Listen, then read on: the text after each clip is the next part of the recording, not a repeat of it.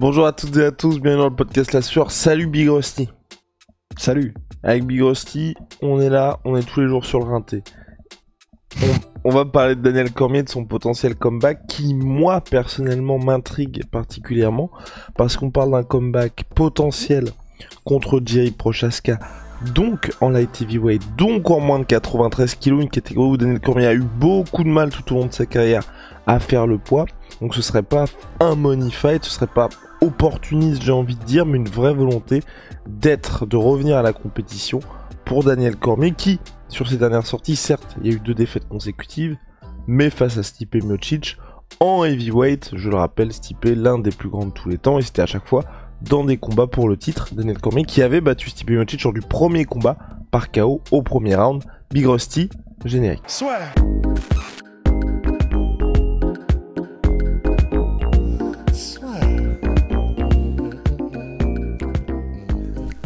Entre dans l'octogone avec Unibet. Qui sera le vainqueur du combat? En combien de rounds? Fais tes paris sur l'app numéro 1 et profite de 150 € offerts sur ton premier pari. On en pense quoi d'ici et de ses velléités, en tout cas de ce petit appel du pied à l'UFC pour un potentiel retour? Je suis un peu confus. Ça c'est ma première impression parce que du coup, moi j'étais resté vraiment sur lui qui prend sa retraite parce qu'il voulait pas combattre après 40 ans, ce qu'il a pourtant déjà fait contre Miocic. Donc j'étais en mode, tu sais, je me souviens de tout ce truc-là. Ouais, jamais je combattrai après 40 ans. Ouais, voilà. Du coup, puis voilà, pour moi, je l'avais vraiment mis dans la case un peu comme Khabib, tu vois. Il a fait cette promesse, ou en tout cas, voilà, il était vraiment, il avait tracé une limite dure sur une fois qu'il aura fini ce qu'il a à faire, il reviendra plus jamais. Du coup, ça me fait toujours un peu bizarre parce que j'ai peur du combat de trop. Après, le deuxième truc qui me fait un peu bizarre, c'est light heavyweight parce que on sait qu'il a, même avec l'âge, tu vois, mais particulièrement d'ici, qu'il y a eu des problèmes de foie et tout ça avec les weight cutting. On sait que voilà, il y a eu même le fameux moment où il a pris appui sur la serviette tellement c'était au gramme près à certaines pesées. Donc déjà, ça m'étonne qu'il veuille revenir, mais en plus, ça m'étonne qu'il veuille revenir en light heavyweight parce que là, franchement, il va souffrir. Quitte à revenir, moi, j'étais en mode en poids lourd, quoi. Enfin, je comprends pas trop le move là. Ok, Big Rusty. Moi, je suis en mode en heavyweight. Aujourd'hui, on sait, il y a du monde.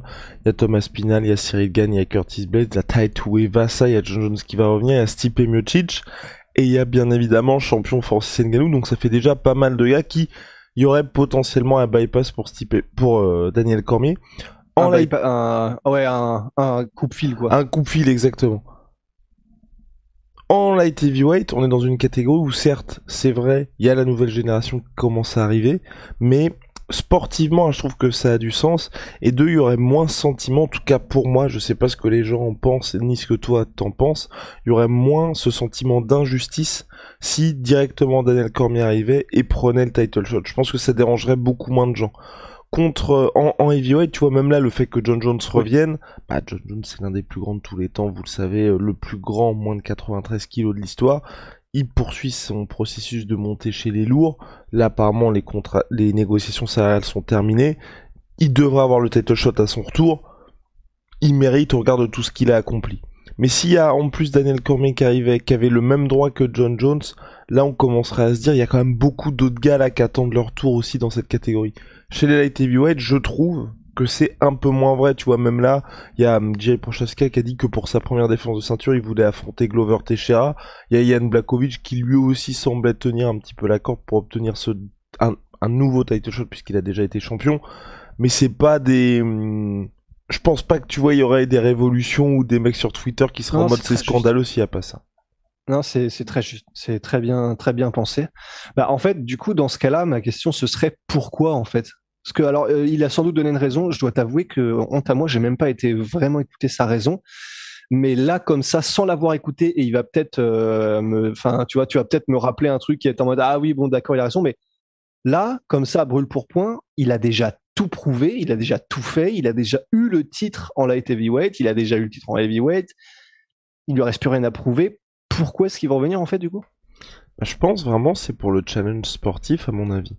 Pour se dire, là il a quoi, 42 piges Daniel Cormier, 42 piges, 43 piges, un ultime round avant, un ultime round avant de prendre sa retraite, un dernier run pour la ceinture. En vrai, moi j'aimerais bien voir ça, et surtout qu'on en avait parlé brièvement avec Manu. En termes d'opposition de style, moi j'aimerais beaucoup voir ça parce que contre Jiri Prochazka, à mon sens, tu vas me dire ce que t'en penses, Daniel Cormier est obligé de faire du prime Daniel Cormier. Il peut pas faire ce qu'il a fait contre Miocic ou ce qu'il faisait sur la fin de sa carrière. À savoir attendre qu'il soit trop tard, plus ou moins, avant d'utiliser sa lutte. Parce que s'il attend qu'il soit trop tard, ou en gros, tester un peu ce qui se passe en striking et puis ensuite dire bon bah ok je vais t'amener au sol, je pense que s'il fait ça contre Jiri Prochazka, il est mort. Bah ouais. Mais après, le peut-il, ouais, le peut-il, c'est quand même Daniel Cormier lui-même qu'on utilise maintenant comme maître étalon pour parler des gens qui ont une lutte de malade, mais qui n'utilisent plus parce que c'est trop taxant au niveau physique, au niveau énergétique dans un combat. Et parce que c'est ce qu'avait dit Daniel Cormier sur pourquoi est-ce qu'il n'utilise pas autant sa lutte qu'avant. C'est un lutteur de niveau olympique. Il avait dit, ouais, mais le problème, c'est que, un, je suis flingué physiquement, et deux, c'est énergivore, en fait. Et du coup, je suis bien d'accord. Mais contre Jiri Prochazka, où on sait que là, vu ce qu'il vient d'offrir contre Glover Teixeira en 5 rounds, où il est resté, il n'a pas beaucoup perdu, il n'a pas beaucoup fléchi quoi énergétiquement, Jiri Prochazka. Il est rapide, très rapide, plus rapide que les poids lourds. C'est pas évident à gérer quand même pour un Daniel Cormier qui c'est pas comme s'il avait rajeuni, tu vois. Donc il a pris 2 ans en plus après ses déclarations de j'utilise plus ma lutte parce que ça me coûte trop énergétiquement. Il a pris 2 ans. Il arrive dans une caté où le mec qui en est le patron pour l'instant, c'est un gars qui est ultra disons physique dans le sens il est très rapide, il reste puissant quand même et puis il est là sur les 5 rounds. C'est chaud hein. Mais bon. Après, faut quand même rendre à César, quand il était César, ce qui lui appartient, c'est que Daniel Cormier, c'est pas n'importe qui non plus, donc il trouverait un moyen, tu vois, il trouverait un moyen de rendre ça compétitif, c'est sûr. C'est ce que je me dis, et je pense que le fait qu'il y ait ce petit call-out, hein, c'est pas en mode Jiri Prochazka, j'arrive pour toi, je pense que sportivement, enfin là même si tu vois il y a rien qu'à fuiter, je ne sais pas ce que j'avance, je pense qu'il est dans une situation où il ne sort pas ça de n'importe où. Parce que c'est vraiment par pur esprit de compétition. Il a commenté les combats de Jiri Prochazka et il sait bien qu'il peut pas y aller en étant en mode DC qui fait du dirty boxing contre lui, sinon il est vraiment mort. Dirty boxing. Dirty boxing. Ah oui, parce qu'on a parlé de Yoel Romero, évidemment. Il y a avec lui dans les combattants que l'on préfère. Mais ouais. Mais non, et c'est pour ça que moi personnellement, tu vois, ça m'intrigue. Parce que même revoir un Daniel Cormier, parce qu'on en parlait justement sur la fin de carrière de Daniel Cormier, en tout cas moi je sais que ça m'attristait un peu de me dire, les derniers combats contre Stipe Miocic et même les derniers combats tout court, pas les derniers combats, à partir pour moi du deuxième combat contre John Jones, il a vraiment commencé à complètement abandonner sa lutte et je trouve que c'est dommage parce que notamment contre Stipe Miocic, il y aurait eu moyen, à mon sens, que Daniel Cormier pas forcément s'impose parce que bon ça reste Stipe Miocic, mais en tout cas de rendre les combats beaucoup plus compétitifs. On se souvient tous, peut-être, je sais pas si vous l'avez vu, mais le deuxième combat contre Stipe, c'était terrible à voir, parce que Daniel Cormier gagne le combat grâce à sa lutte, premier round, deuxième round, il gagne aussi, mais là par son anglaise, troisième round, on voit que Stipe Miocic commence quand même à le regarder droit dans les yeux, et là les deux s'envoient des parpaings, mais c'est une dinguerie. Quatrième round, c'est là que Stipe trouve la faille avec ses body shots et ça se termine par TKO. Et troisième et dernier combat, là on a un Daniel Cormier qui a quasiment complètement abandonné la lutte. Et pour le coup, c'est Stipe Miocic qui, je crois, c'est dès le deuxième round où il y a le knockdown et où Daniel Cormier est sauvé par la cloche. Ensuite il y a aussi les high poke et finalement ça se termine par une victoire par décision unanime de Stipe Miocic. Ouais. Donc, du coup, pour moi, au global, Daniel Cormier aurait tout intérêt à revenir, à même annoncer la couleur, tu vois. Genre, je reviens, ça va être Daniel Cormier qui va utiliser sa lutte et let's go. Ouais, c'est pour ça.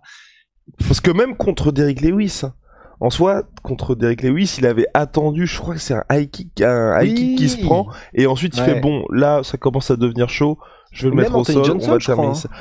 Anthony Johnson aussi, il s'est été fait péter le nez lors du deuxième combat, je crois. Et high kick aussi de ouf.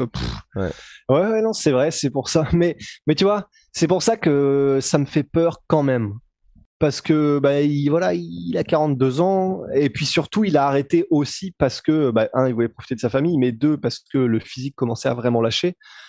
Donc là, se retrouver contre, enfin, tu vois, je pense vraiment que ça me ferait trop mal de voir un Daniel Cormier qui utilise sa lutte après 3 rounds, mais après 3 rounds, après s'être fait éclater, tu vois. Ça me ferait trop mal, ça ferait trop mal. Enfin, personne ne veut se retrouver dans une situation j'allais utiliser le pire exemple, à savoir Tito Ortiz, Chuck Liddell, tu vois, pour Chuck Liddell. Ce serait pas ça, parce que Daniel Cormier, c'est quand même autre chose. Plus à la BJ Penn ou un peu too much, peut-être. Un truc. Le sport a avancé, mais toi, t'es resté bloqué à une certaine période. Ouais, et encore, tu vois, parce qu'il est tellement intelligent, Daniel Cormier, il arriverait à trouver des choses. Mais moi, j'ai juste peur que le physique soit vraiment plus là du tout, quoi. Et en particulier face à un mec comme Jiri qui est, c'est son intensité physique qui fait la différence, tu vois.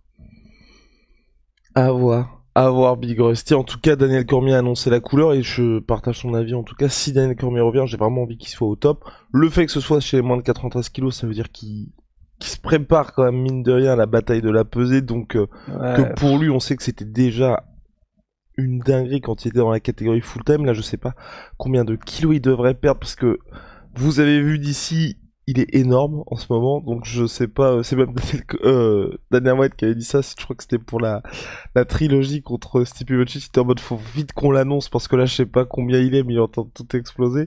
Donc mine de rien, ne serait-ce qu'arriver à nouveau en forme, je pense qu'il doit perdre quoi, 35-40 kilos d'ici. Attends, tu penses qu'il est à 130 là? Non. 120? Attends, faut que je regarde des photos, mais la vache, tu penses que là il est en mode Mark Huntberger, quoi. Attends. Daniel Cormier 2022. Putain, le vieux, quoi. DC MMA, non, tu dirais combien? Là, je viens de voir une photo du coup de lui avec sa veste de ABC commentateur jaune là. Tu dirais combien? Non, honnêtement, là, je pense qu'il est peut-être à, je sais pas, 115, tu vois, 120 max. Hein. Ok. Bon, très bonne nouvelle, en tout cas, pour Daniel Cormier. Et non, surtout en light heavyweight. Il est pas joué, non, ça va. Ça, il est svelte. Bon, parfait.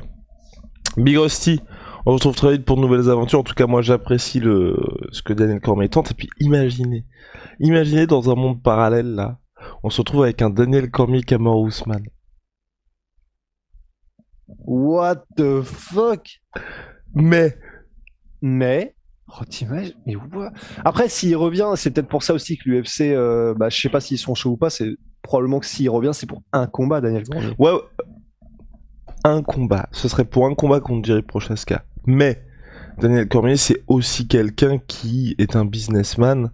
Vous le savez, quand il avait pris, par exemple, c'était Derek Lewis au Madison Square Garden, c'était très intéressant pour lui. En vrai, s'il bat Jiri Prochazka et qu'on lui dit dans 6 mois, il y a un combat contre Kamaru Usman, j'arrive pas à l'imaginer du tout. Non. Mais ça vaut peut-être le coup de tenir un peu plus. Et après, il affronte Israel Adesanya. Et après, il remonte en heavyweight et il affronte Francis Ngannou.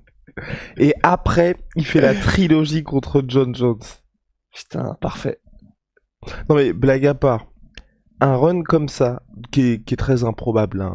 Là je pars complètement dans un de mes délires, ce serait quand même assez dingue, hein. DC quadragénaire qu'enchaînerait comme ça les légendes et qui terminerait sur John Jones.